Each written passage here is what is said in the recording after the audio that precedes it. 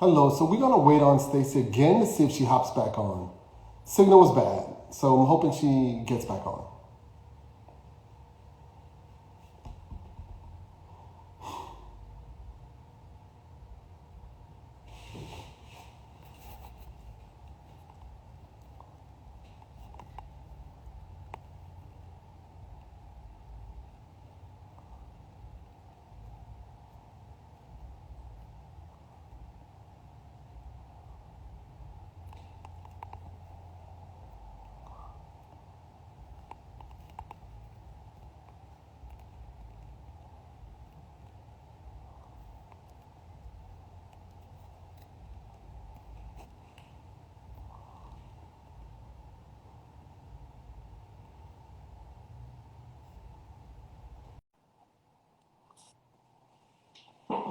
So Stacey is coming back in.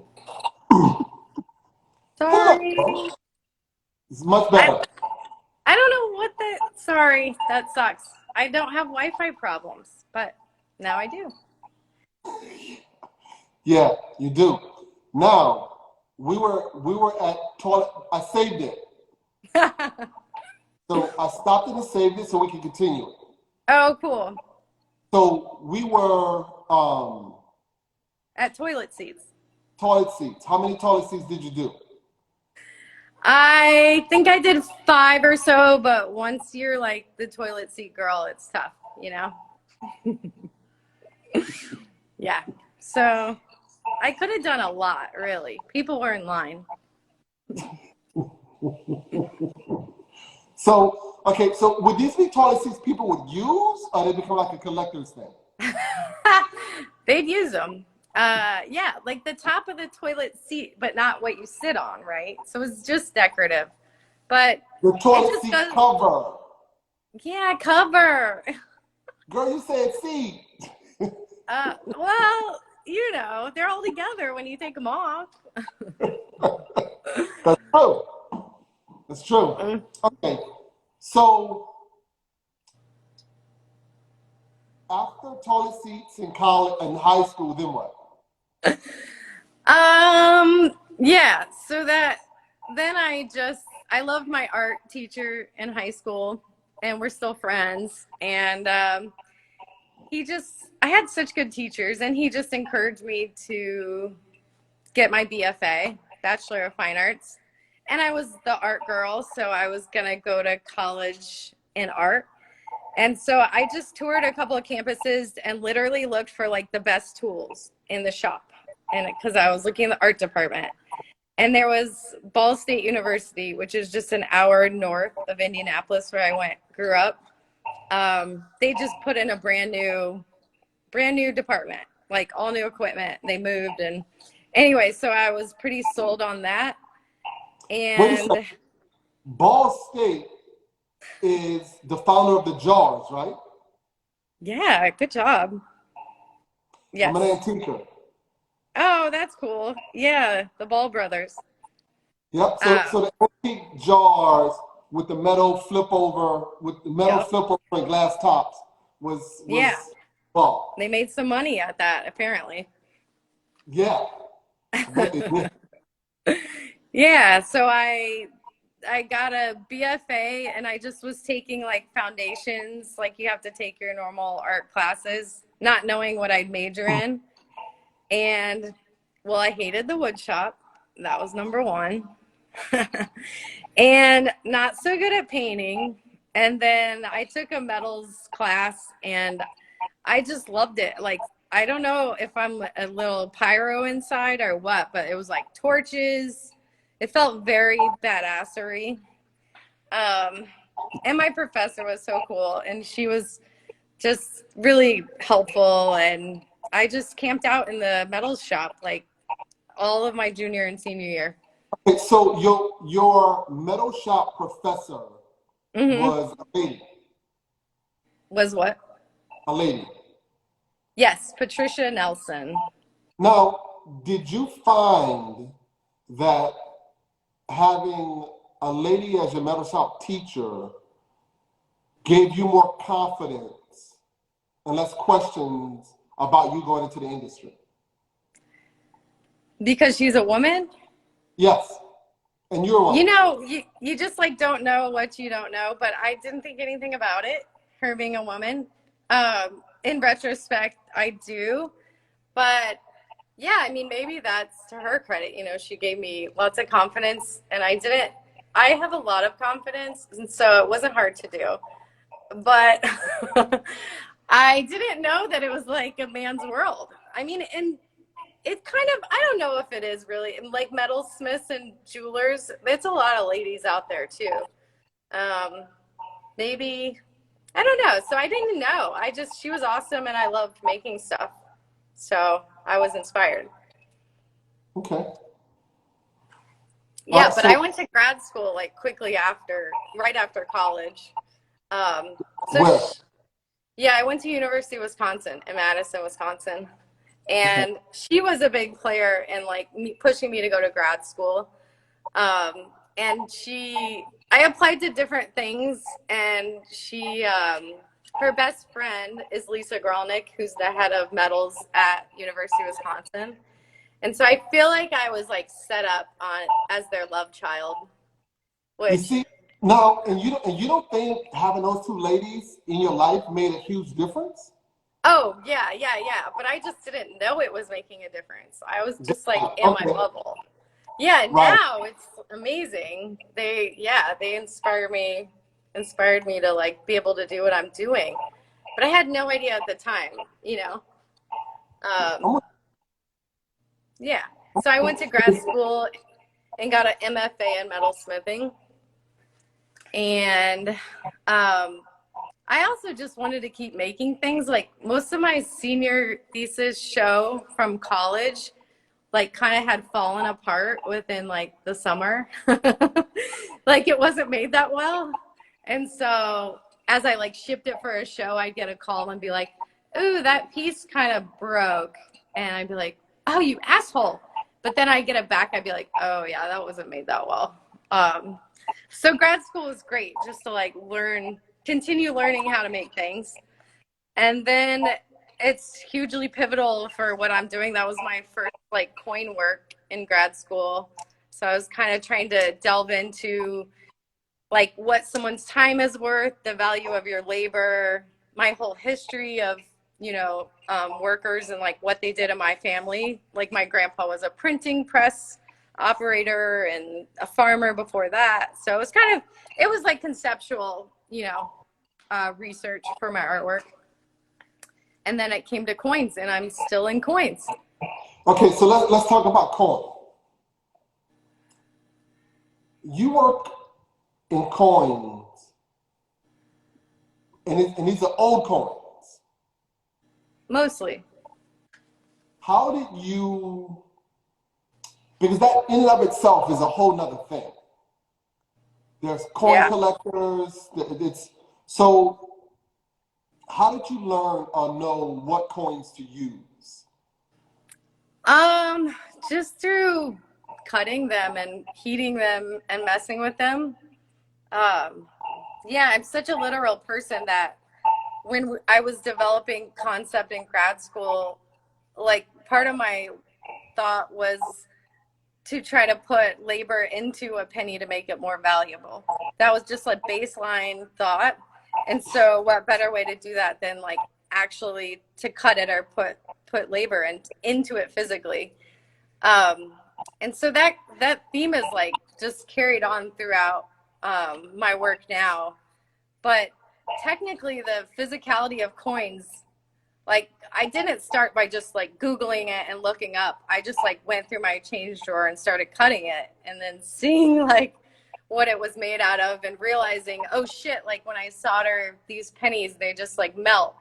And so some didn't and some did. So then I would Google like, 1982 and older copper pennies were solid copper. So then it was like it really was like a light bulb moment that I could solder pennies together in a pattern and create sheets of metal, and then make things out of those sheets of metal. So, like pennies, we're working on a little basket, but this is pennies cut into squares. But you can, once that light bulb went off, I was like, oh man, I can make anything I want, because we learned how to make things with sheet metal, copper sheet metal. So it was an easy conclusion. And then, other coins are more expensive because they're silver, like 1964 and older.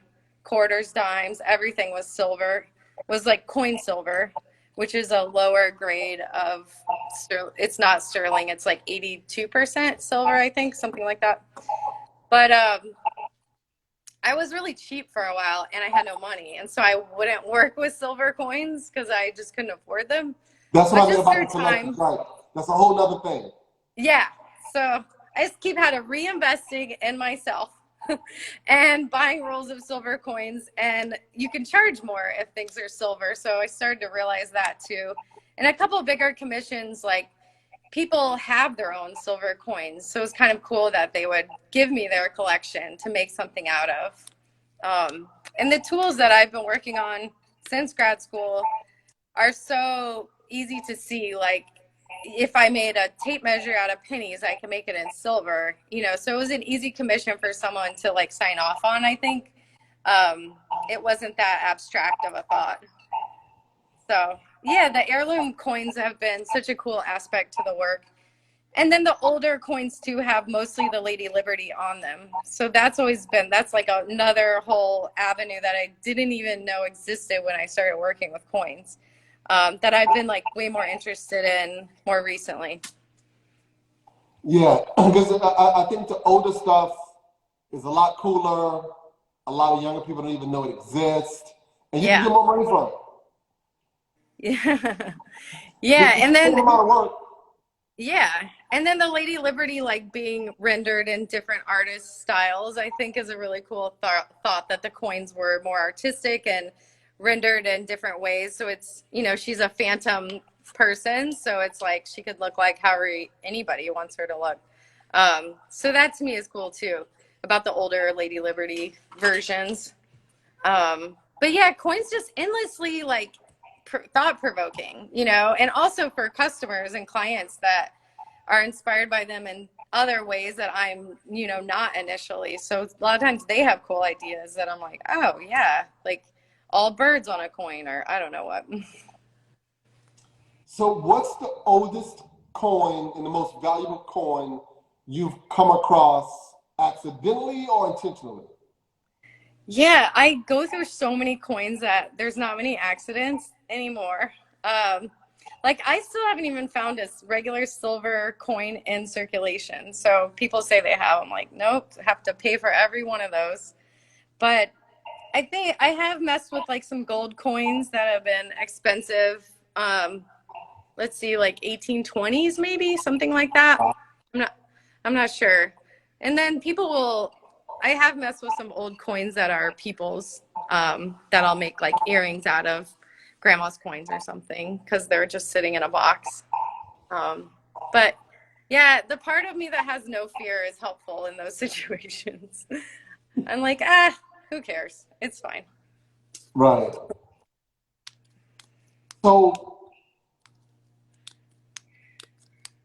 what what pushes you to want to do something different? Where does that come from? Um, I think it's just a slow moving snowball rolling down. No, maybe up a hill, not down a hill, but whatever.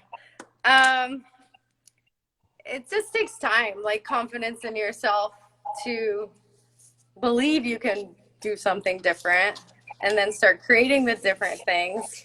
And then someone buys something and you're super excited, or someone's interested in something in a certain way that you get excited by.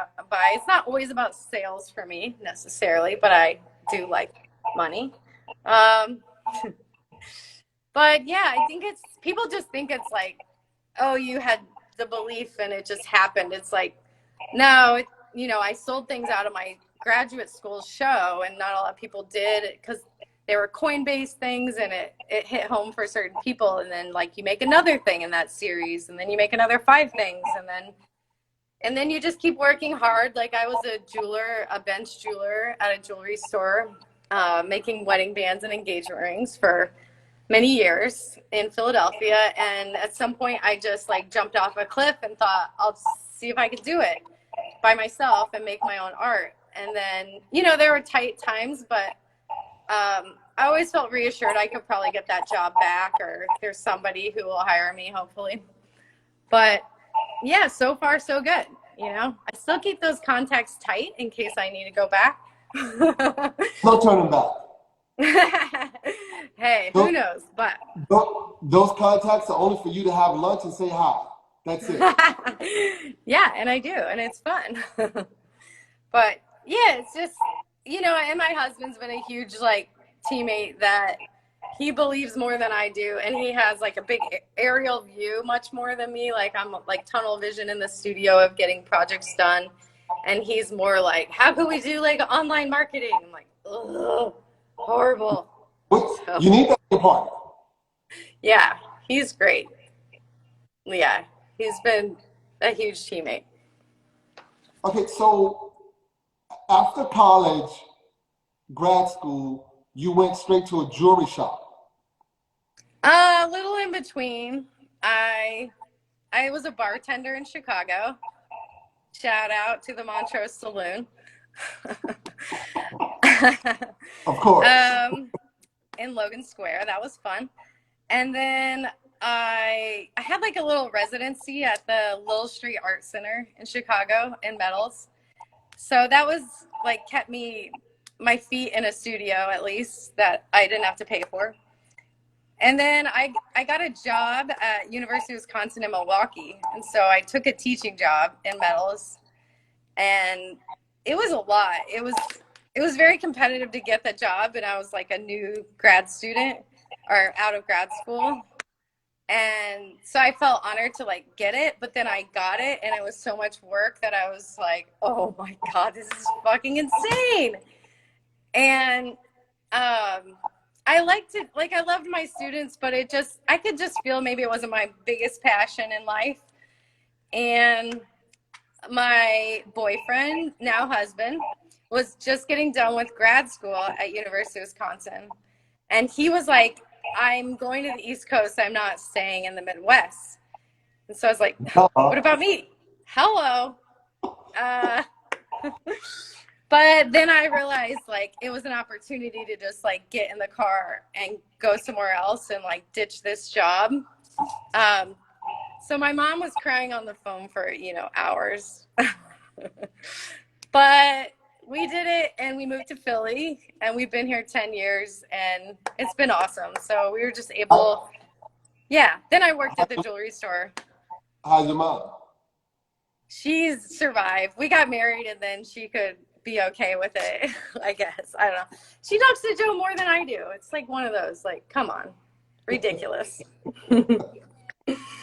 But Philly's been awesome. It's been such a great place for just building this live-work situation that we love at Globe Dye Works, which is an old dye factory in Northeast Philly. And it's close to so many shows, like the Baltimore ACC show and a lot of New York shows. And yeah, it's been super awesome. So we always thought it might be a stepping stone to another city, but the more we're here, the more we're just like, you know, you start getting all these tools that you see in the background and you imagine moving and you're like, hell no. So, Yeah. and we love Tell me it. about it. Yeah. Tell me about it. So is there, do you have like mentors? Are there other metal people, jewelry people, metal artists that you've become close to in the city?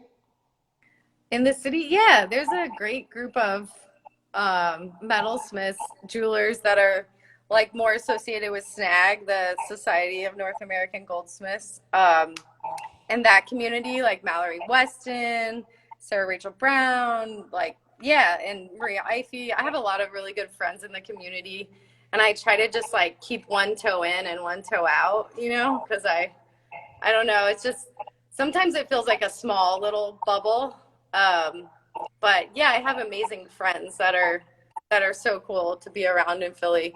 We're like 15 minutes outside of the city, so I always have to drive my ass there or like Uber so I can drink. But other than that, yeah, there's always something to do for sure. All right, cool. So let's get a shop tour. Okay, yeah. Should I turn my camera around or Yeah, you can. okay, that might be difficult for me. Oh, here we go. Yeah, I am not this computer illiterate, but I'm feeling like it. Okay. So the studio, That's we pretty big. have, yeah, it's big. I think it's 2,500 square feet, something like Wow. that. Yeah, it's mostly metal smithing in this like nook.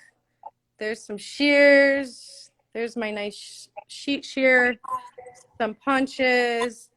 There's animal, my kiln, some punches in the back, little mini lathe for metal.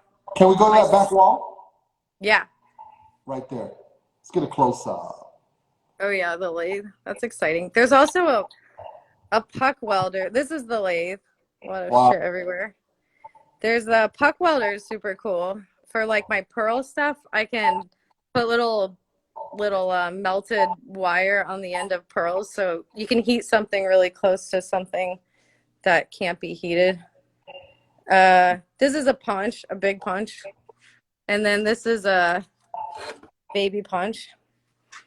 But yeah, actually the big punch was a big purchase more recently. So we could punch coins, like if we need a circle out of something that's say like a $50 size, we can punch it now. There's my badges collection. And a couple of projects, some commission stuff on the back wall. And then my soldering table is usually exciting. So this is mostly propane and oxygen for these mini torches, this little Wow. baby. And then this is a acetylene and natural air, the Smith handle torch. So I have two setups. And then we turn around and there's the little island of jewelry benches. So The, what is it your assistants are doing? let's look on their bench. This is Dahlia. So she's making sheets out of pennies. These are pennies like getting ready to be soldered. And these are So soldered. so you flatten them square? These get punched on one of those punches. They don't really get flattened. They're pretty crisp, actually. Okay. A little bit of a pillow, but we put all the pillows the same way, and it tends to. She hasn't soldered these yet, but she's like got a brick on her bench ready to go to the soldering table.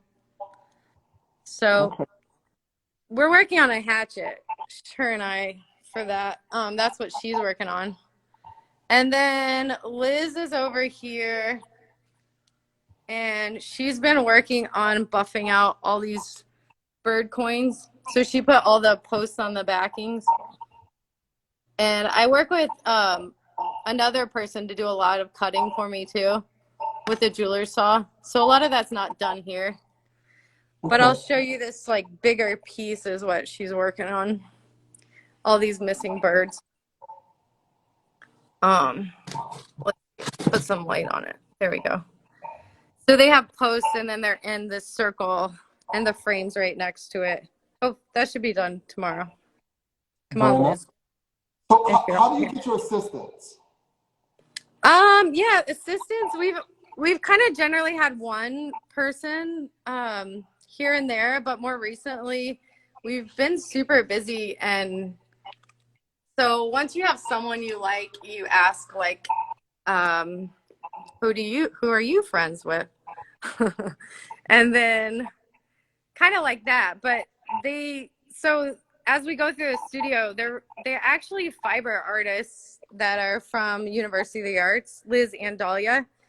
And then we also have Hannah, who does more graphic design. So they started by helping me like do stitch work, and then I train them on metalsmithing because a lot of what I do is is more basic metalsmithing, I would say, like soldering the penny sheets together or putting a post on something. You can imagine it's like doing that like times 100 or 1,000 sometimes. So it's been kind of awesome to realize like, you know, when it gets to building the piece, I can fabricate, but I can get help all the way up to the process and then just be in that fun part that I like, which is like constructing. And then, yeah, and Kate, but everyone's different. So Kate's another assistant that does have a metalsmithing background. And she is from Rochester. So I don't know, just word of mouth, you know, people that are nice. But that was my metalsmithing little nook back there. And then this secondary area it's more like a showroom slash vinyl cutter, and I have a glow forge. Let me turn this around. Okay. So this is partly Joe's studio. This is some of Joe's pieces back here. He's in the process of moving his studio, but this is just desk area. Hannah's back here mostly like editing photos. We have the vinyl cutter, and then our new little baby, the glow forge. So that's been super awesome. What's a glow forge? Yeah, it's a laser cutter. And then we vented it out, but we can cut anything but metal pretty much. So it's like paper, acrylic. I'll show you these acrylic cases we've been working on. These are cut with the glow forge.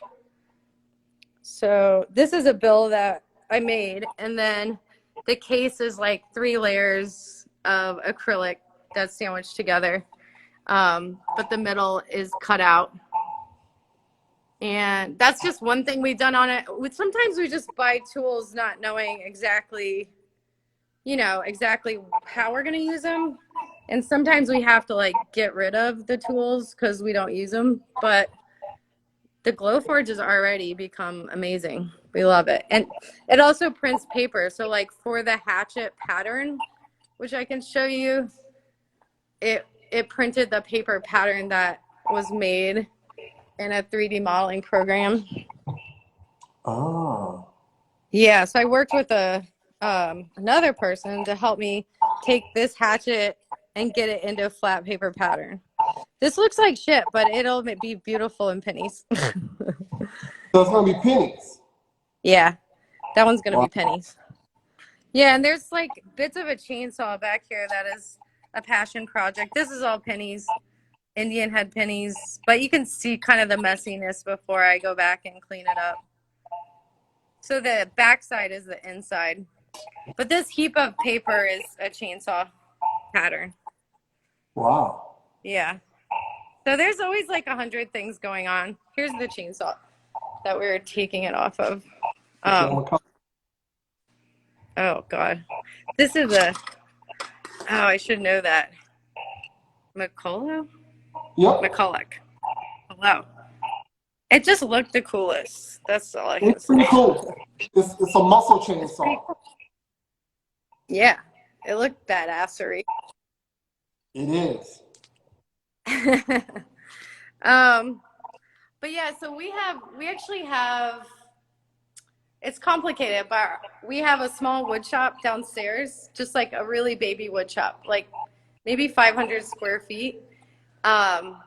We finally were able to separate the wood shop. Was a realization through the years, just like dust. Obviously, you would know more than me, but dust does not mix very well when you're trying to like have this nice showroom space and other things. Dust doesn't mix well with anything. Right, your lungs or But we have a little basement shop, and then I'll show you our little welding shop. So we live here too, so I have to take you through the bedroom to get to the welding shop. Okay. But the bed is made. Don't worry. Let's see. I'm hoping the Wi-Fi, it seems to be cooperating. But through this magic gray door is the bedroom. It's beautiful. Big tall ceilings. There's the treadmill, the bed. And then through this magic door is the welding shop. But It's small too. It's just so happens that this was a spot for concrete, like the base is concrete. And we could weld safely in here. It's all bricked and then it vents all the way to the roof. But yeah, so there's a lot of little nooks. Very nice. Yeah. And then I don't know how long this tour could be long. But we also have a gallery. So I'll give you the full tour. This is our gallery. Huh? Okay, yeah, let's do it. Okay, the lights are coming on. So this is the lobby to the building. But this is like our gallery space. This is Bertrand Productions gallery. I think it's like, I'm bad with spaces, but I don't know, 1,000 square feet? That's one of Joe's big pieces. And then a couple other artists that we represent, including some of my embroideries are back there. So artists you present? Yeah, so my husband and I run a gallery called Bertrand Productions that we represent ourselves, including 6 other artists. And we just keep it really small, and they're like friends that we've had for a while that we super love their art. And it made sense at some point doing fairs that we couldn't get into these like finer art fairs without having gallery representation. And so being the little devils we are, we were like, we'll make our own gallery. And we did. And it's one of those things you talk about is like fake and then it's like real. And you're like, wait, this is a lot of work, but it's been good. So it's been super fun. And it's kind of, it's been like taken off lately too, which is great. Other people's artwork, and then just, I don't know, it's just a cool feel to have more people involved in like what you're doing in your bubble. But through the gallery too so you have to see our living room. We might photobomb my husband. This is the bathroom. This is the kitchen. Oh, he might be somewhere else maybe. But there's a little office back behind the wall. You can meet the turtle. Hi, turtle. She's beautiful. Yeah, so we have this small little kind of, I don't know, 500 square foot apartment. And wow, nice. Yeah, so spatially that might be tough to get it all, but I think that sums it up. Yeah. Yeah, okay, what else you got? I think we've covered it all. I think. Your space is pretty amazing. Thanks. Yeah, you're welcome to come out and check it out. Philly.